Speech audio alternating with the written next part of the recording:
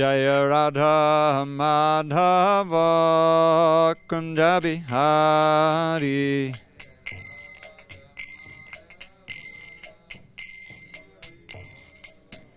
Jaya Radha Madhava Kunja Bihari.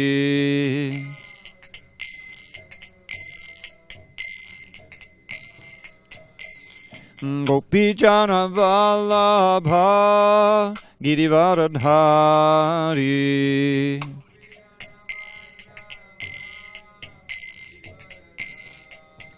Jaya Gopi Jana Vallabha Girivaradhari.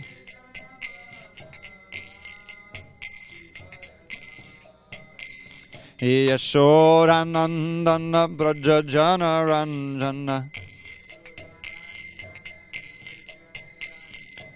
Yashodanandana Braja Jana Ranjana. Yamuna Tira Vanachari. Yamuna Tira Vanachari. Vanachari. Hare Krishna, Krishna Krishna, Hare Hare, Hare Rama, Hare Rama, Rama Rama, Hare Hare.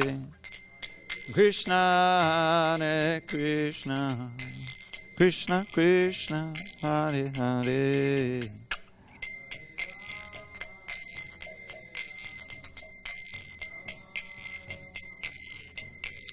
Hare Krishna, Krishna Krishna, Hare Hare, Hare Rama, Hare Ram, Ram Ram, Hare Hare. Hare Krishna, Krishna Krishna, Hare Hare, Hare Rama, Hare Ram, Ram, Hare Hare. Jaya Radha Madhava Kunja Bihari.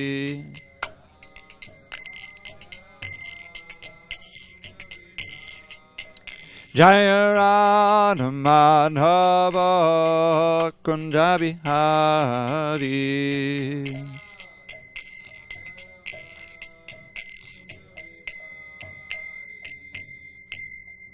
Jai Mr. Bad Paramahansa Parajagacharya Astotar that Shri Srimad Divine Grace Srila A.C. Bhaktivedanta Swami Prabhupada Ki Jai.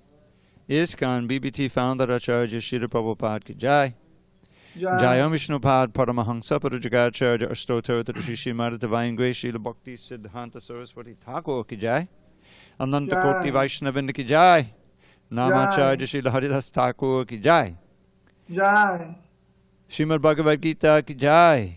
Samaveda Bhakta Vrinda Ki Jai. All glories to the assembled devotees. All glories to the assembled devotees. Hare Krishna. All glory to the assembled devotees. Hare Krishna. All glory to Shri Guru and Gauranga. Okay, we're going to be on page 490 today. 490. Om Namo. Oh, wait a minute. Can you give me a little more juice here? Om Namo Bhagavate Vasudevaya. Om Namo Bhagavate Vasudevaya. Vijay Krishna Puru. I make a humble request that you can't really chant with us because there's a delay. Yes, of course. I'll be silent. Don't worry. Yeah, just put it on mute. Put it on mute. You can hear, but then we won't hear you. Okay? Hey, yeah. Okay. I'm unmuted. No, you're not muted yet. Alt A on your keyboard. Alt A for audio. Yes, Prabhu. He's muted now. Okay. He's muted now. All right. Hare Krishna. Start again. Om Namo Bhagavate Vasudevaya. Om Namo Bhagavate Vasudevaya. Om Namo Bhagavate Vasudevaya.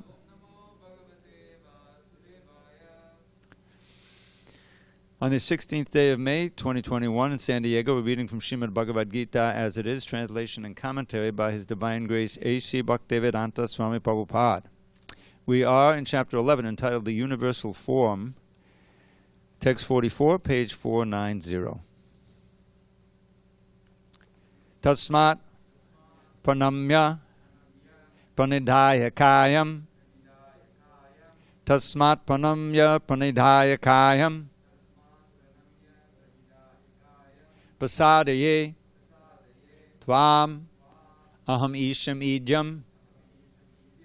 Pasadaye tvam aham isham idyam. Piteva putrasya sakheva sakyu. Piteva putrasya sakheva sakyu.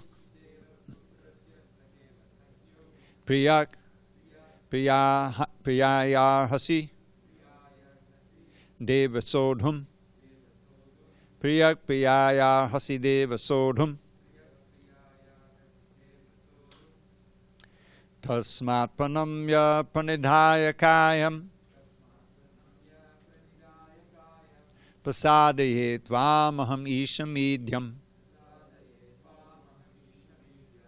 Piteva putrasya sakheva sakyu. Priyak priyayarhasi Deva Sodhum.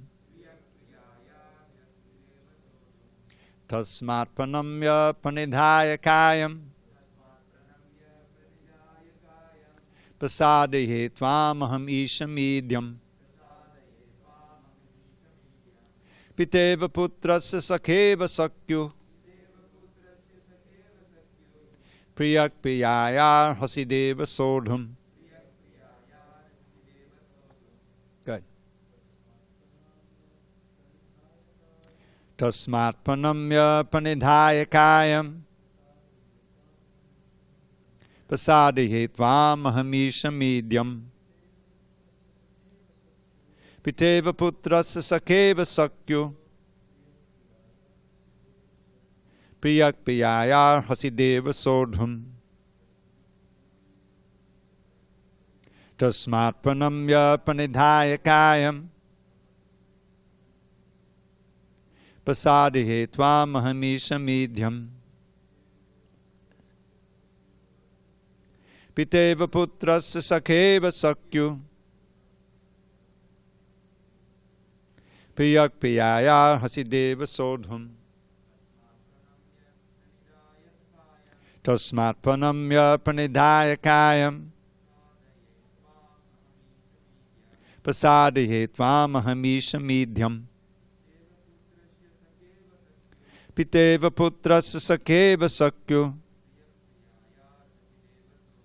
Priyak priyayarhasi Deva Sodhum. Want to try?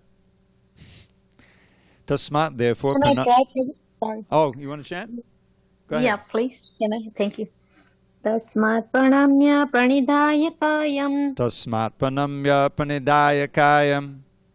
Prasadaye tvam ahamisha medyam. Pasadaye tvam aham isham idyam. Piteva putrasya sakheva sakyuh. Piteva putrasya sakheva sakyu. Priyaha priyaya ahasi Deva Sodhum. Priyak priyayarhasi Deva Sodhum. Thank you. I also want to chant. Go ahead, go ahead. Tasmat pranamya pranidhaya kayam. Tasmat pranamya pranidhaya kayam. Prasadaye tvam aham isham idyam. Pasadaye tvam aham isham idyam. Piteva putrasya sakheva sakyu. Piteva putrasya sakheva sakyu. Priya yarhasi Deva Sodhum. Priyak priyayarhasi Deva Sodhum. Okay, I'll read the word by words. Tasmat, therefore, pranamya, offering obeisances. Pranidhaya, laying down. Kayam, the body. Pasadaye, to beg mercy. Tvam, unto you. Aham, I. Isham, unto the Supreme Lord. Idyam, worshipable. Pita eva, like a father. Putrasya, with a son. Sakha eva, like a friend. Sakyuhu, with a friend. Priyaha, a lover. Priyayaha, with the dearmost.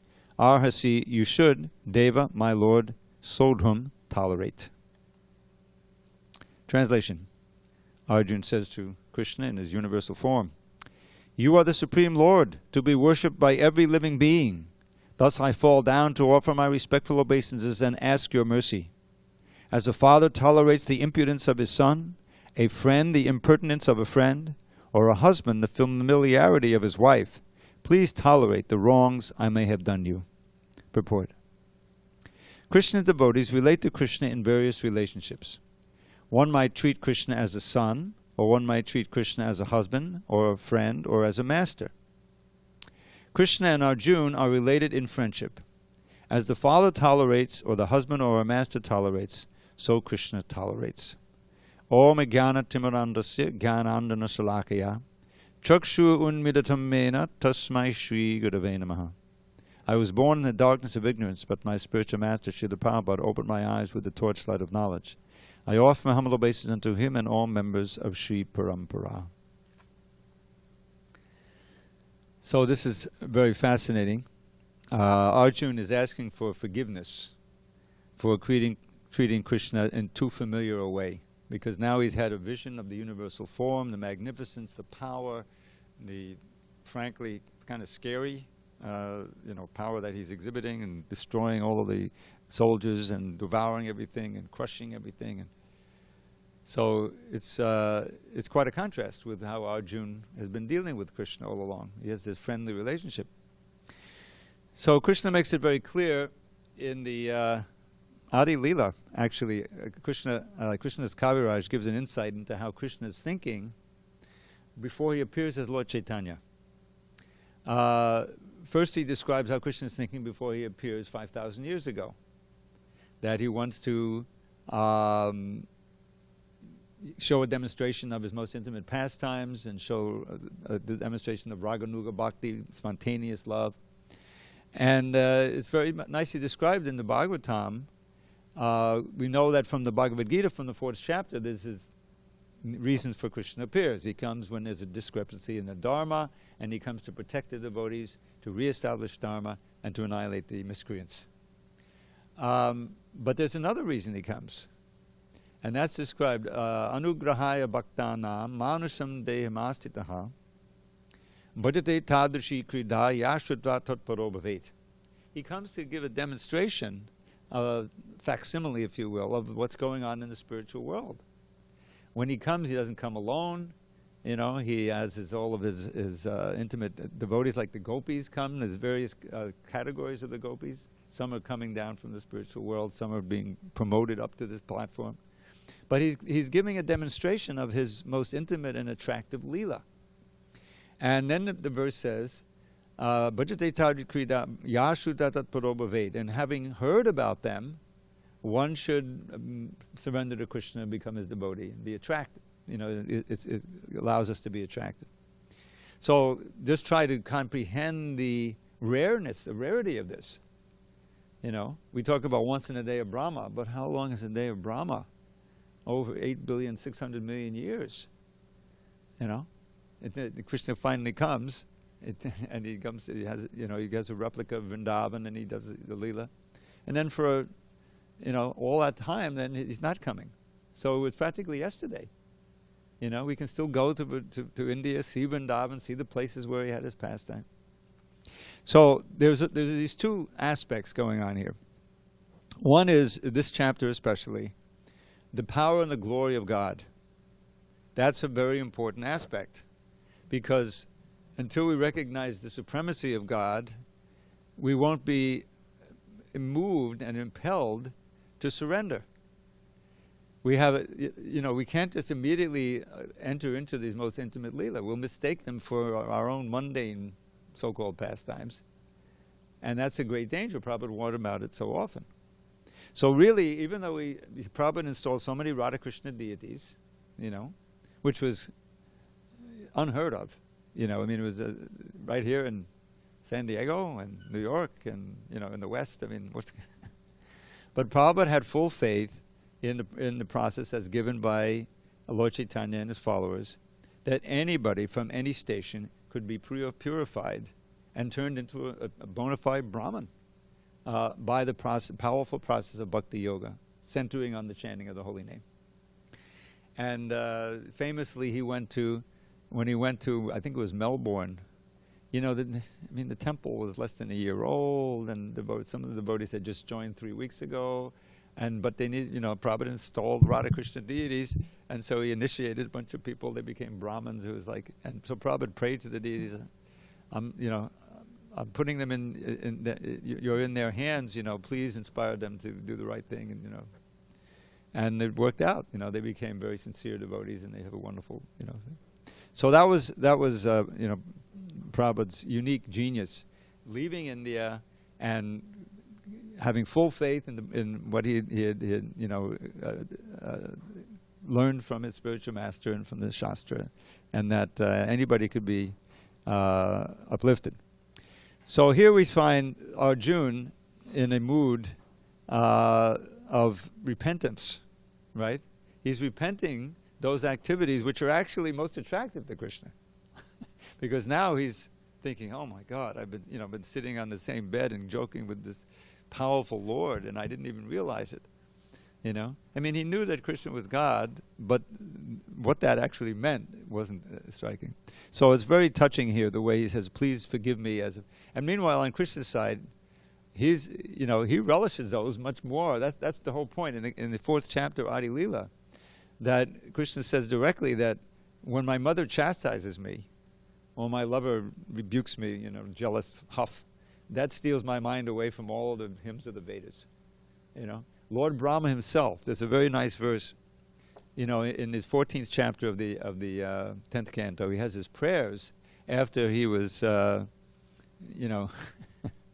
where he was bewildered, and the whole thing, and finally he saw that, yes, this really is my Lord, even though he's taking this role of this little child.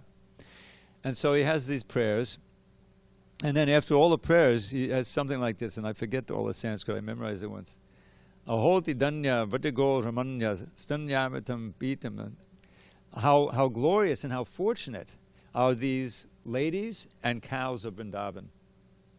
Because taking the form of their children and their calves, you drank their breast milk and udder milk, And that nectar, which was full of their love, is more satisfying to you than all the sacrifices performed since time immemorial, official Vedic sacrifices. You understand?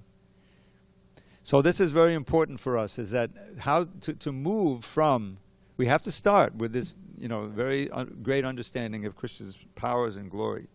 And when you read the Bhagavatam, which we know, the essence of the Bhagavatam, the Summum Bonum is the 10th canto, showing Krishna's,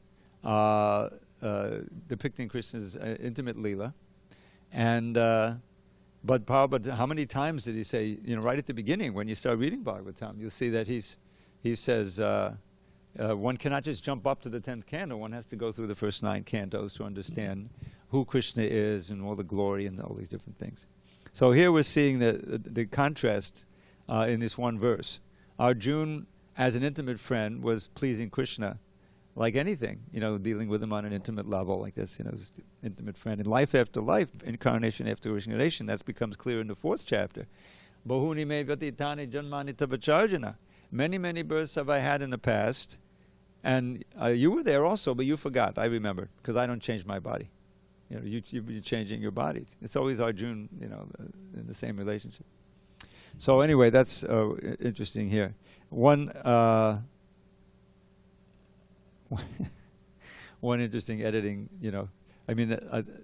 what we're reading here is the culmination of several years worth of revision that took place.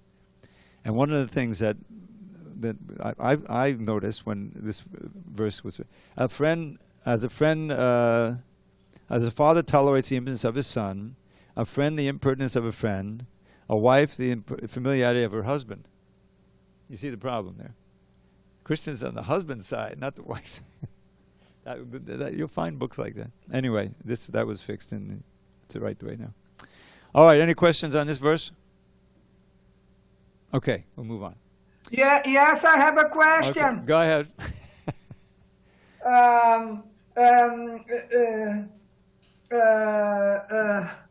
Prabhu, my question is related to Arjun saying that you are the Supreme Lord to be worshipped by every living being. Yes. And because of the word worshipped, I went to my Portuguese dictionary to see the meaning related to the word worshipped.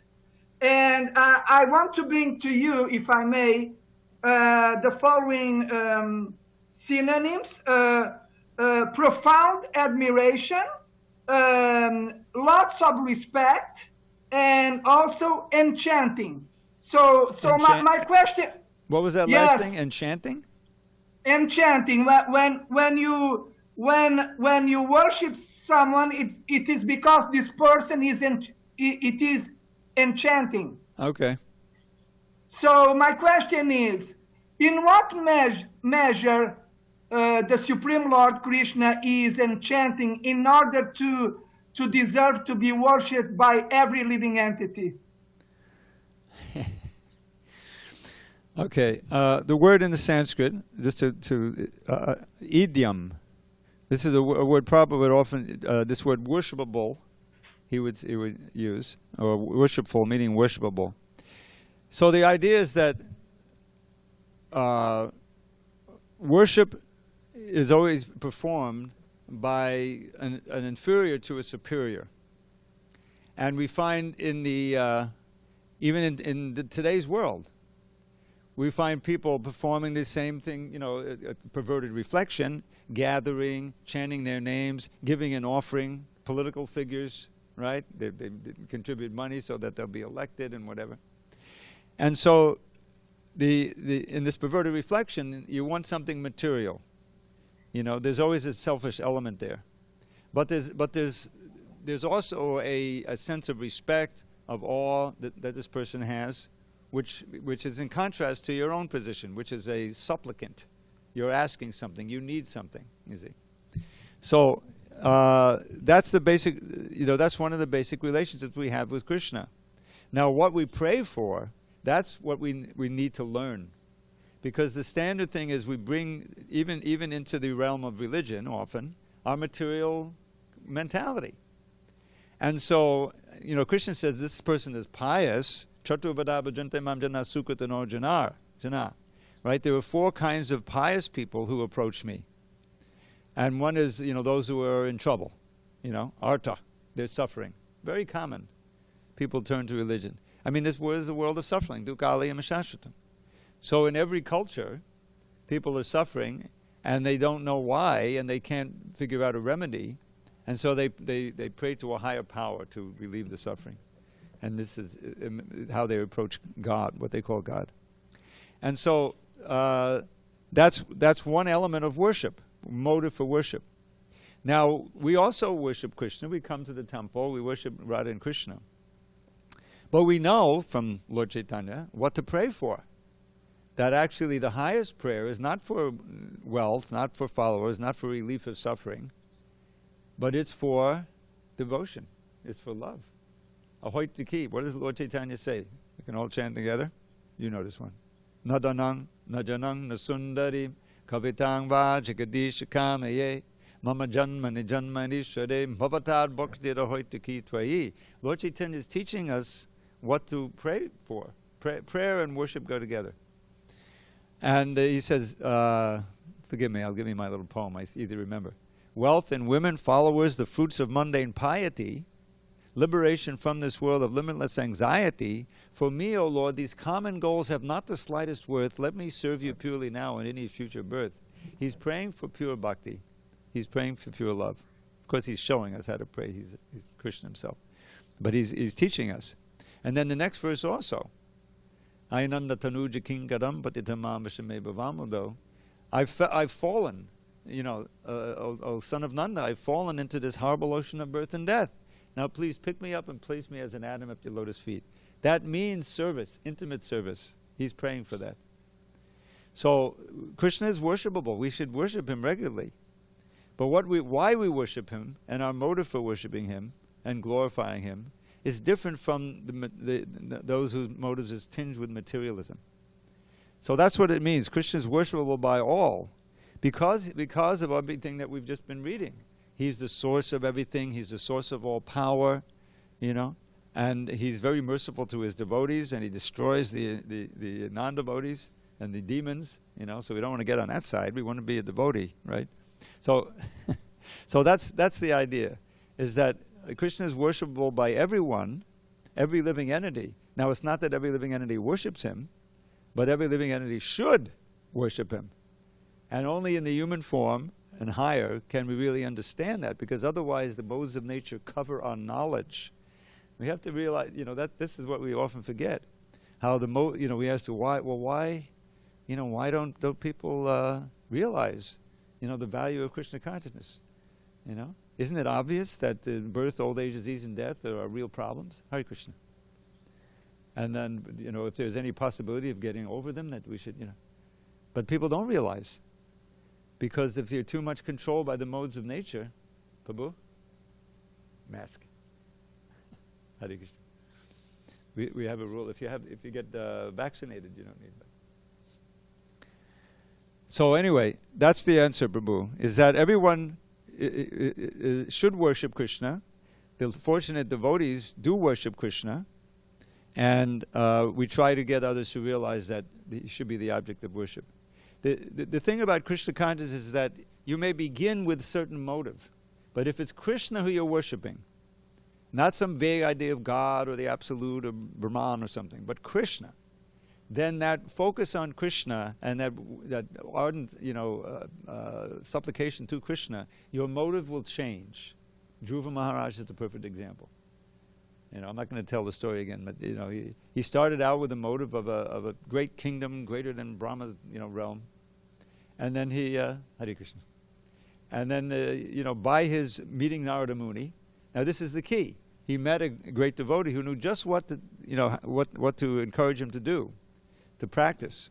And keep the motive, it's okay, but you chant the name of Krishna. Om Namo Bhagavate Vasudevaya. You worship the Murti of Krishna, and you meditate on Vishnu in the heart, giving him bhakti.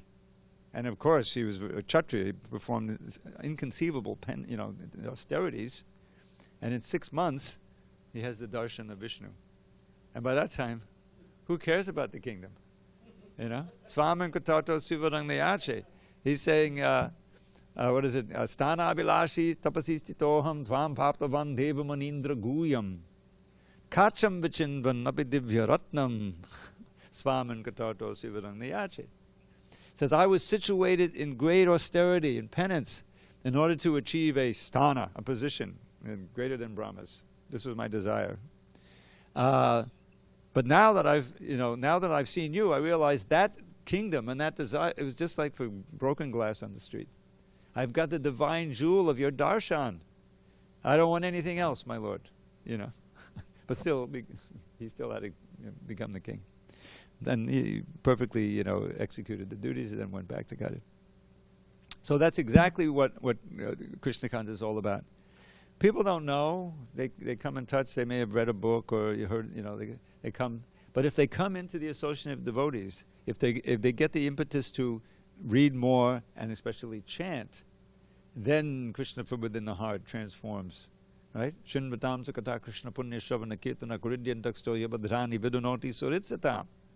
That Krishna he sees, they're hearing about me. Then from within the heart, he cleanses away all the abhadras, the impurities. And what's left? Bhakti, Nishta Bhakti, or Prayena, what is that? Prayanalpaya, no. Nashta Prayesha Bhadreshu, Nityam Bhagavata Sevaya. When almost all of these abhadras or impurities are cleansed away, one becomes very fixed and goes on and eventually gets darshan of Krishna. So that's the idea. Every living entity, Krishna is worshipable. Unfortunately, the vast majority, even of human beings, don't know that. They're so steeped in the Maya and their absorption in matter that they tragically act in such a ways that they lose the human form of life. So we who understand the urgency and who are experiencing the benefit to various degrees and have faith in the knowledge should perfect our lives by giving it out as much as possible and advancing as far as possible so that more and more people will worship Krishna. What's the TOVP about? Magnificent temple, It hasn't been built like that in thousands of years. You know? Why? So it becomes a great destination. Not just for Indians, but for the whole world. People will come, see the deities, and marvel at the, planetarium, and see Radha and Krishna, and, get the books, and, let me check this out. That's the whole idea. Is that okay, Prabhu? Better than okay. Wonderful. Very complete answer to my question. Hare Krishna. All right. Now, here's something you won't find out. I was listening this morning, because I go over, anyway, I'm on a marathon, so I can't stay in the class. So as I take breakfast, I'm listening to the class, and I'm listening to your questions. And was it you who were asking about Tag Vigyana Anartam? You remember that from this morning? No, huh? not. That was someone else. My question this morning was related to envy. Oh, the envy. Yeah. Anyway, this thing about anartam, the verse is Tad Vigyanartam Sagurum Me Babigachet. So Tad refers to something explained in the previous verse, if you don't know. That means the truth, the reality of Tat, which means God. Arta, it's not anarta, it's arta. Vigyana, artam, is if you have your purpose, your goal is to understand, Vigyan, get realized knowledge of that God, then you have to approach a qualified guru. So guru me vabhagachet, tad vigyanatam sugurum me vabhagachet, samitpani shotiyam brahmanishtam. In the attitude, you know what samitpani means? With firewood in your hands. In other words, take a humble position. And who is that guru? Shotiyam brahmanishtam. He's heard and fixed in Brahman, in Krishna. Just to clear that one up. All right, let's go on. Adrishtapurvam rishatosmi drishtva Bayena cha brahmyatitam manome Tadeva me darshaya deva rupam Pasida devesha jagannivasa. After seeing this universal form, which I have never seen before, I am gladdened, but at the same time, my mind is disturbed with fear. Therefore, please bestow your grace upon me and reveal again your form as the personality of Godhead, O Lord of Lords, O abode of the universe. Purport. Arjuna is always in confidence with Krishna because he is a very dear friend, and as a dear friend is gladdened by his friend's opulence.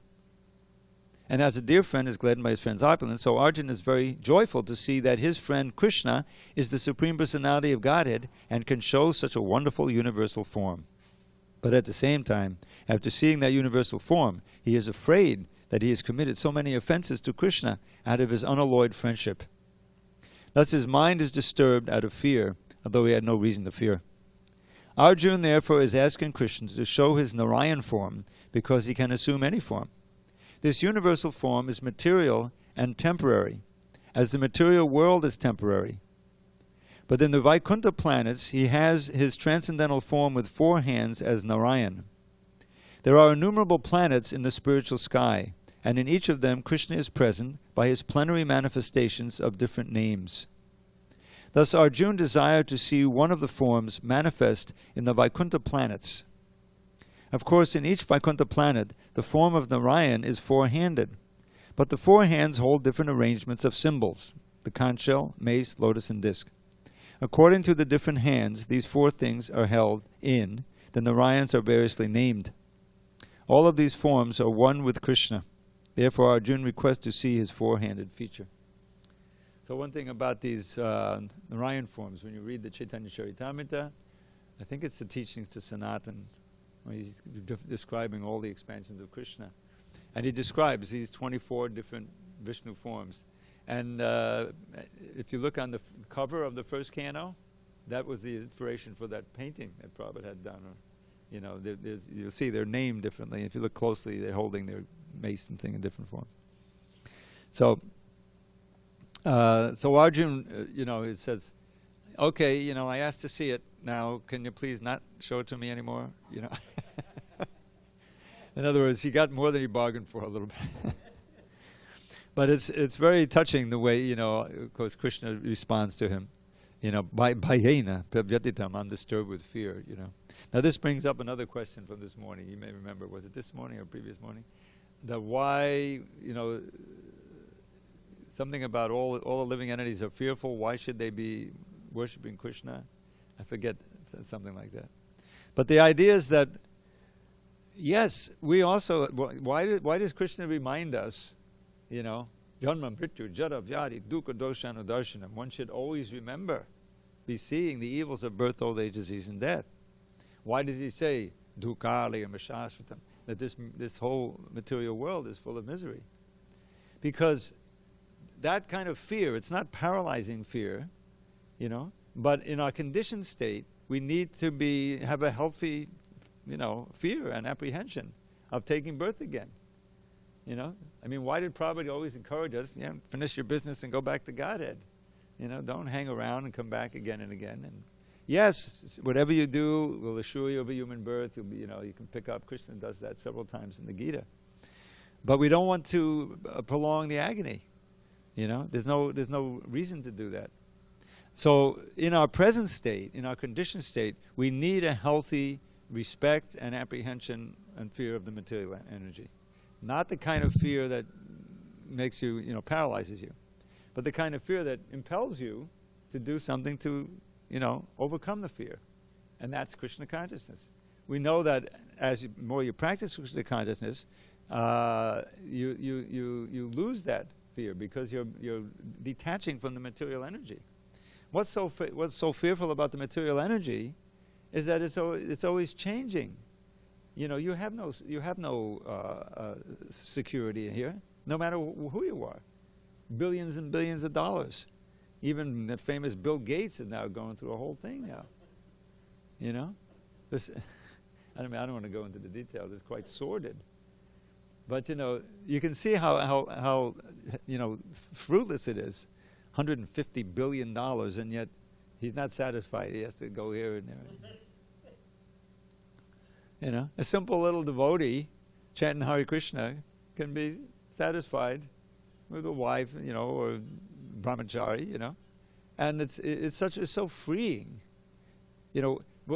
Just logically think about it. We have a reservoir of pleasure in our heart, every single one of us. Krishna's there. Super soul is there. That reservoir of pleasure is not something we have to far away. It's with us all the time. Now, if we learn how to access that reservoir, and there's no limit to how much pleasure we can have. That ananda is an ocean. Anandam buddhivardhanam. Lord Chaitanya says the Hare Krishna that we're chanting together, if we really advance and increase in our absorption and stop our nonsense, then we'll experience more and more bliss. It's free, Just just show up, basically. So this whole endeavor to get the money and spend it and set it up and and all these different things, which ultimately is you're defeated. That's what material life is. It's full of defeat. Parabhavas tavada bodha jato. These 3 verses by Rishabdev are so important.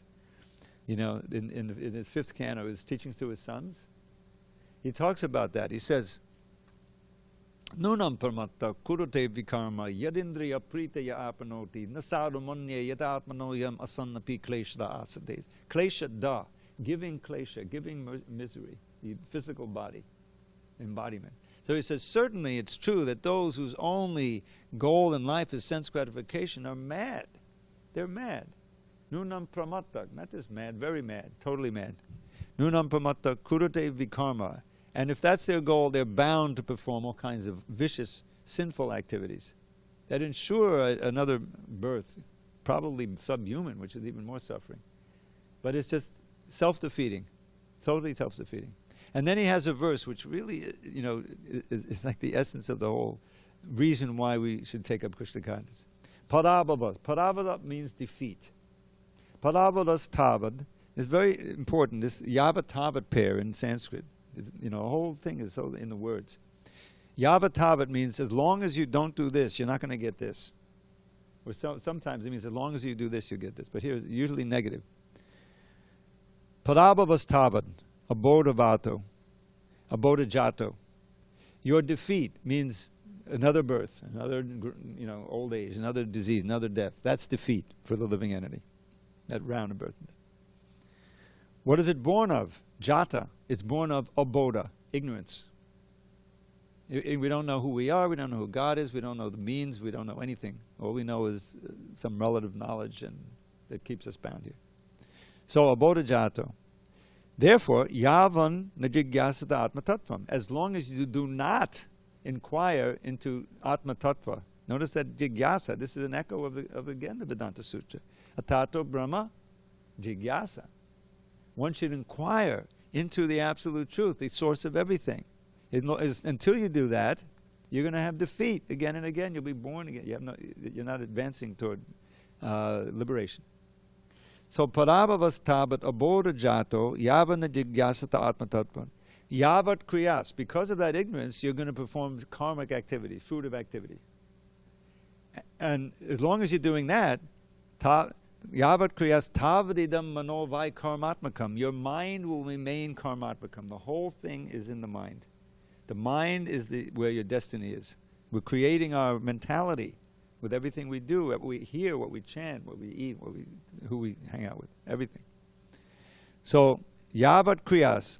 And as long as you're performing material activity, yavat kriyas tavadidam manovai karmatmakam. Your mind will remain filled with all of these material desires, and karmatmakam, yena, by which sharira bandha. You remain bound to a material body. You see the logic of that. So what's the solution? Third verse. Now this is Rishabdev speaking. He is an incarnation of Krishna. And he says in this verse, I'm Vasudev. So he says, Evam mana karma vasham puyante. Impelled by your material mind to perform karma and act in this way. Thus, Evam mana karma vasham puyante avidyatma nubadiyamane. The soul covered by ignorance. What's the solution? Yavan pritir nayavan mahibasudeva. Therefore, as long as you don't develop love for me, who am non-different from Vasudeva, pritir mahibasudeva namuchate deni yogena tavat. You will not be able to break free from the bondage to a physical body. It's right there. Now you can say that, okay, understanding this, now I know I'm afraid of getting another material body. So let me take up Krishna consciousness. Hare Krishna, Hare Krishna. That's good. You start chanting out of fear and seriousness, urgency. How many minutes, hours, months, days, years do we think we have? We don't know. You don't know. There could be a tsunami in the next 5 minutes here.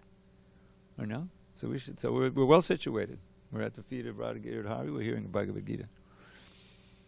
But so the whole thing is right there. And here in the Bhagavad Gita, we're seeing this crescendo in the 11th chapter, where the glory of Krishna. And then he's going to come down, he's going to show him his form, and then finally the two-armed form. And then, at the end of this chapter, actually I don't think we'll read tonight, but certainly in this week, is the essence of the whole Gita. A verse that Prabhupada says the essence of the whole Gita. We can look forward to that. Okay, any questions? Okay, we have a local question, takes precedence. From our friend. I have a question. Okay, local question, take precedence. 1 minute, go ahead. So Prabhu, you said we have the fear of getting a material body and another material body, so we should take up Krishna consciousness seriously. But you also, I've heard you say Krishna doesn't want us to love him at the point of a revolver or at gunpoint, right? So no. So yeah. Okay. I mean, if we don't love him, it's anyway we're gonna. Yeah, you're like mixing two things. It's not that we're holding the revolver. It's not that Krishna will be holding the revolver. Yeah, I understand. Okay, here's the thing: is that Krishna is not. There's a whole spectrum of transformation of the heart that's meant to take place before you reach perfection. Okay? I'm hoping to reach it this life, maybe not, but we should strive as hard as possible.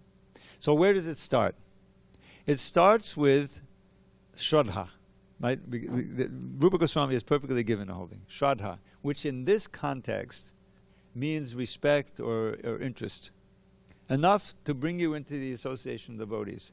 Oftentimes, in this day and age, it means to open a book or to press certain buttons on a screen, a thing, so up pops a kirtan or a class or dandavats.com, whatever. In other words, your mind is taking you, let me check it out.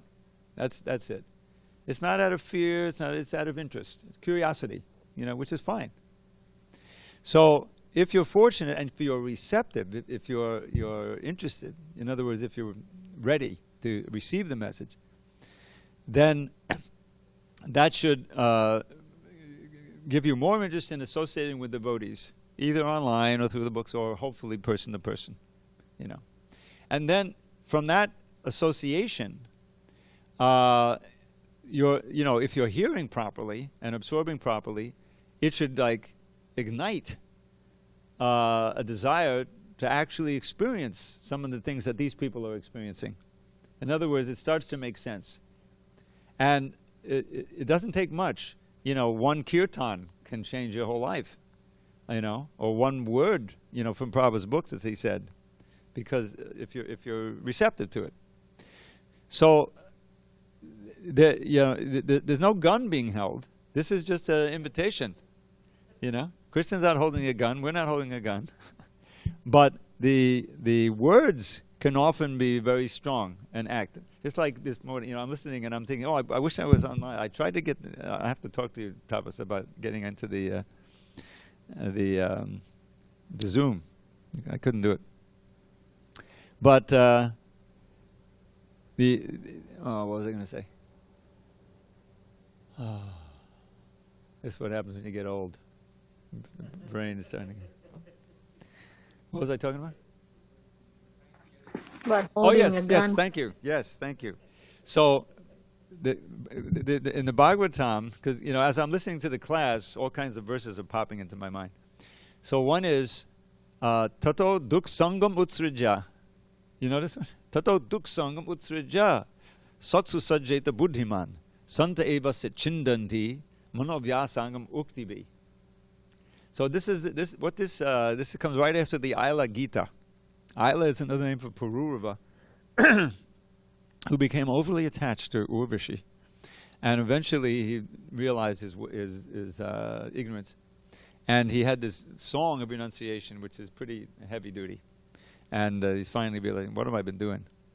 And then after that, Krishna, it's part of the whole thing is part of the Uddhava Gita. Krishna's relating this, and then he gives this verse, which Prabhupada would quote. I think it's there also in the Adi Lila, because it's about the Guru. Therefore, one has to completely give up bad association.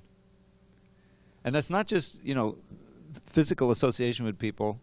It's hearing. It's any information coming from other sources. That's the duk sangha, bad association. We know about satsanga. The opposite is duk sangha, that which keeps you bound. Utsrija, satsu sajjeta buddhiman, and the intelligent person should give up bad association and associate with the santas, with the saints, with devotees, with sadhus. What's the great value? The most important sadhu, is your guru, right? Someone who you surrender to, as Arjun here has surrendered. Santa eva sachindandi manovyasagam uktibi. With their powerful words, the great devotees can cut away or, excise from the mind very, very strongly held material desires and thoughts. Chindanti means to cut. Manovyasangam. Manovyasangam means very strongly impacted material desires by their words. And we saw that with Prabhupada again and again, and his words are doing that to this day. So that is where the fear or the apprehension or the healthy, respect for the dangers of this world can impel us to enter onto the path and come to the point ultimately of no fear. What is that? Nanayana putaksave nakutashchana bibidi swarga abhavarga nadakeshu abatulyarcha darshanam. Narayana putaksave. Those who are Narayana-para, who are really, serious devotees of Narayan, Krishna, they don't fear anything. They don't fear hell. They don't fear, anything in this world, because they're completely, transcendental. They don't fear death. Bhajahure manashi nandanandana abhaya chadanara bindure. O restless, foolish mind, just give up all deceit and worship Krishna's fearless lotus feet. Don't waste this human life. Stay close to devotees and cross this worldly sea of miseries. So we want to get on that boat of Krishna's lotus feet and cross over this world of miseries, and we can feel secure on Krishna's boat, on that boat of his lotus feet, and fully aware that there's an ocean of fearful dangers around us. All right, let's go on. Okay, so he's asking to see that. My question. Yes, go ahead, Prabhu, go ahead. Hello? Dravida Prabhu, can you hear me? Yes, stay close to the microphone. Yes. In this verse, Arjun is saying, but at the same time, my mind is disturbed with fear. Yeah. So my question, and this quote reminds me of the very popular Vaishnava saying that says that the material world is a place where there is danger at every step. Yes. So, and the question that I need to ask to you now is related to the question that I asked in the morning yesterday, related to fearful. Yes, yes.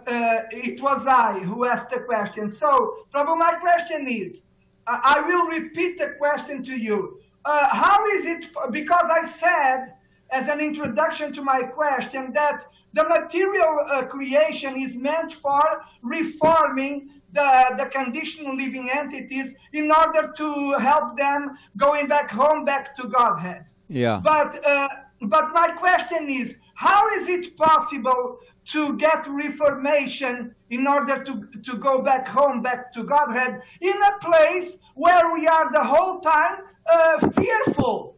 Yeah. All right, I tried to explain that. The idea is that the fear is not meant to be a paralyzing fear, but it's meant to be a sobering fear from just the reality, The verse you're talking about is a famous verse. Prabhupada would love to quote, Samashita ye parapallavaplavam mahatpadam punyayasho marare pavam buddhi vatsapadam param padam yadvipadam natesham. One who takes shelter of the boat of the lotus feet of Lord Murari, who's the rest of the whole universe, and where all the Mahatmas stay at the lotus feet, and whose glorification brings piety, punya yasho Murari. The whole ocean sinks down to the size of a water in a calf's hoofprint. In other words, suddenly you don't need a boat anymore. You can just cross right over, and that's why it said they leave the boat here. They don't need the boat. We can get on the boat. And so the idea is that this is a place of danger at every step.